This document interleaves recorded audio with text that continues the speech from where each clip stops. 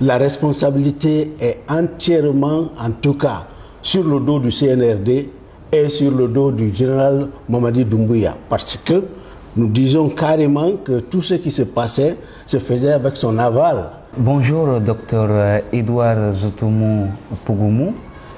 Bonjour. Alors, merci de recevoir Guinée Matin chez vous ce matin.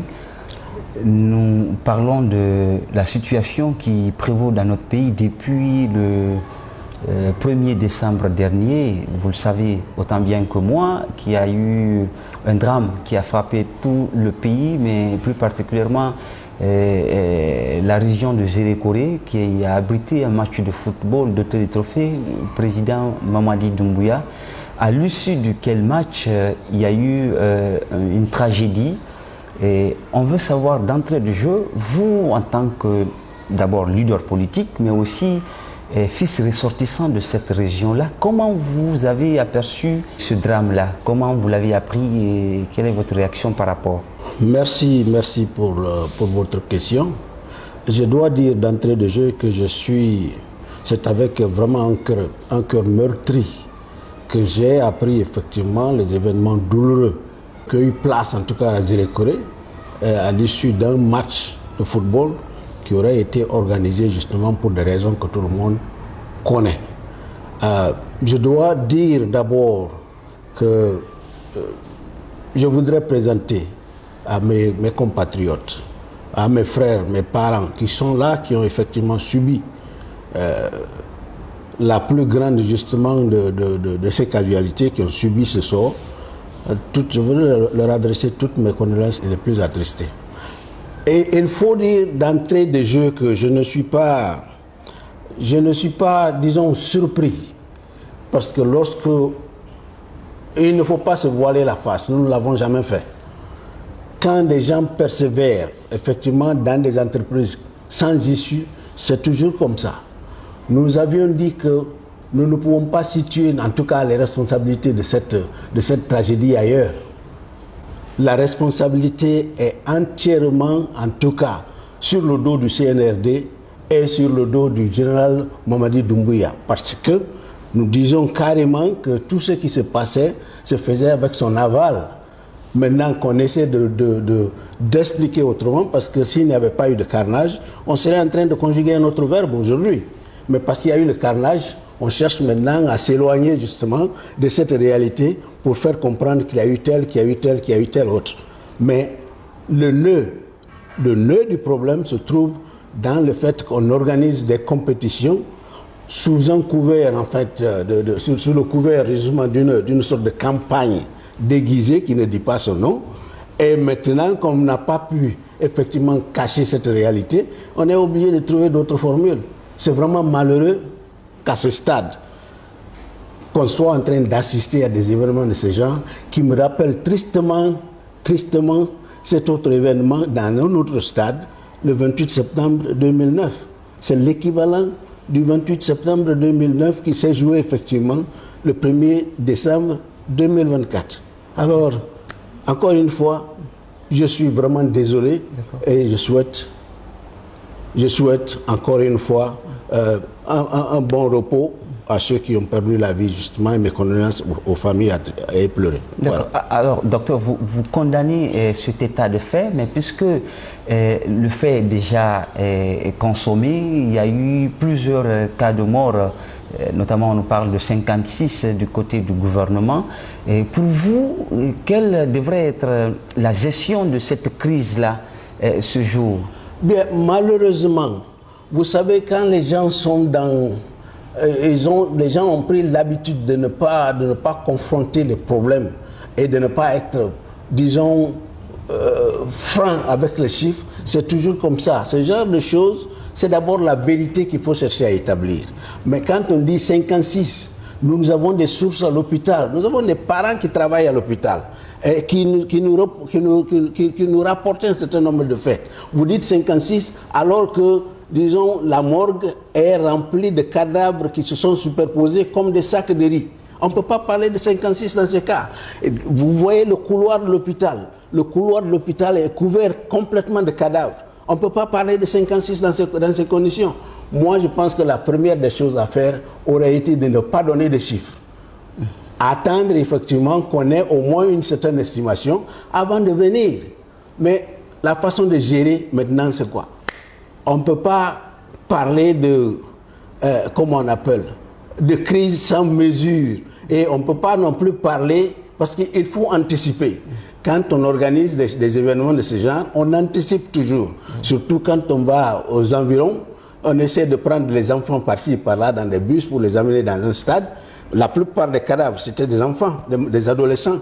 Et dans ces conditions-là, nous pensons qu'on aurait mieux fait d'abord de ne pas essayer de cacher la vérité.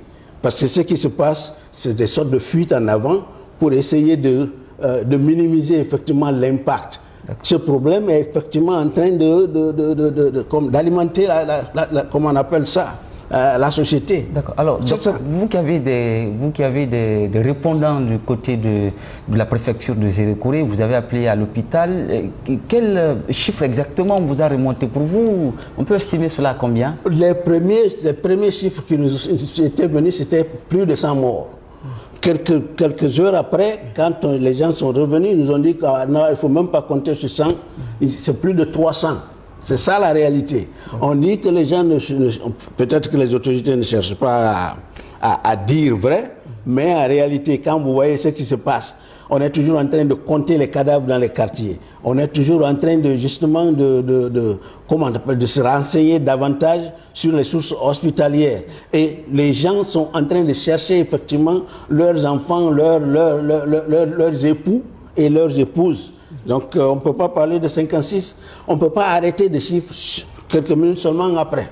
Donc nous pensons que c'est en tout cas au-delà de la centaine ou alors de plusieurs centaines. C'est ce que nous savons. D'accord. Alors parlons toujours de l'organisation, de la gestion de ce carnage-là. Dites-nous, est-ce que sur le plan sécuritaire, comment vous avez trouvé, façon ça a été géré avec des tirs à gaz lacrymogène dans le terrain? Justement, je pense qu'ici, nous sommes dans la culture de la violence. Sinon, quand les gens s'organisent, quel que soit le type de manifestation, le contrôle de foule ne se fait pas avec des armes de guerre. Le contrôle de foule ne se fait pas avec le gaz lacrymogène, surtout dans un terrain poussiéreux. Vous savez, le stade, si vous connaissez le stade du 3 avril, il est très poussiéreux. C'est une seule entrée, une seule sortie. Surtout en rénovation, nous apprendons. Le stade n'est pas prêt. Le stade n'a jamais été... Depuis que moi j'étais au lycée à Zérékoré, je parle des années 76, ce stade est de cette façon. Alors quand on veut rénover, il faut au moins qu'on attende. Vous savez, en Guinée, il n'y a pas de stade qui réponde à des normes internationales. C'est même la raison pour laquelle on ne joue aucun match ici en Guinée.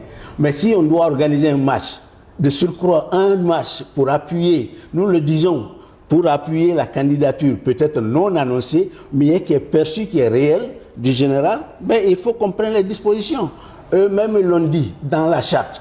Quand des gens manifestent, d'abord c'est interdit, mais s'ils doivent le faire, il faut qu'ils en prennent la responsabilité. Ça ne coûterait rien donc de passer et de prendre toutes les mesures pour ne pas qu'il y ait de débordement. Ce n'est pas une raison pour qu'on lance le gaz lacrymogène, justement, même s'il y a des échauffourées dans un terrain de football, ce n'est pas avec le gaz lacrymogène qu'on va départager. C'est pourquoi il y a les forces de sécurité. Le maintien d'ordre se fait avec les gourdins. Vous descendez avec les gourdins sur le terrain, comme ça vous maîtrisez vite les gens et vous les séparez, c'est ça. En tout cas, ce sont des altercations entre des footballeurs. Nous pensons que c'est loin de là. Alors c'est ça. Vous parlez de l'éventuelle candidature du président de la République. Dites-nous quelles sont les causes, selon vous, qui ont mené à cet incident-là? Nous pensons que dans un climat aussi volatile que celui que nous sommes en train de vivre présentement, on est en train de vivre un climat où d'abord on ne veut pas effectivement qu'il y ait des bruits autour de cette candidature de façon non contrôlée. C'est la raison pour laquelle on ne veut pas que les médias en parlent. C'est pourquoi les médias sont partis. C'est pourquoi on ne veut pas que même les partis politiques en parlent. C'est pourquoi ces partis politiques-là sont, je dis, les personnalités-là sont en sursis. C'est ça la réalité. C'est une question de temps. Sont en sursis et ils le savent.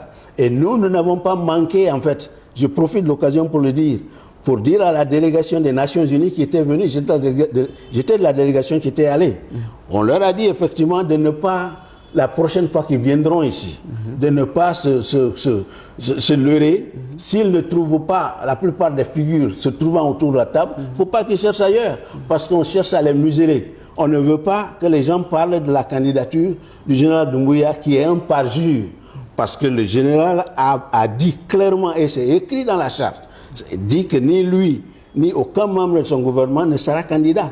Maintenant qu'on cherche à valider cette candidature-là, on est obligé de passer par des chemins plus ou moins tortueux. Et quand on le fait, ben, il y aura bien sûr des retombées. C'est dans ce cadre-là que ce tournoi a été organisé. C'est dans ce cadre que ce tournoi a été organisé. Le tournoi a été... Il y a même eu des distributions de t-shirts à l'effigie du général sur le terrain aux enfants qu'on est allé prendre. Alors dites-moi, si on ne promeut pas une candidature, pourquoi on va distribuer justement des effigies? Pourquoi on va donner de l'argent aux gens qui ont pris et qui sont allés sur le terrain? Pourquoi on va le faire?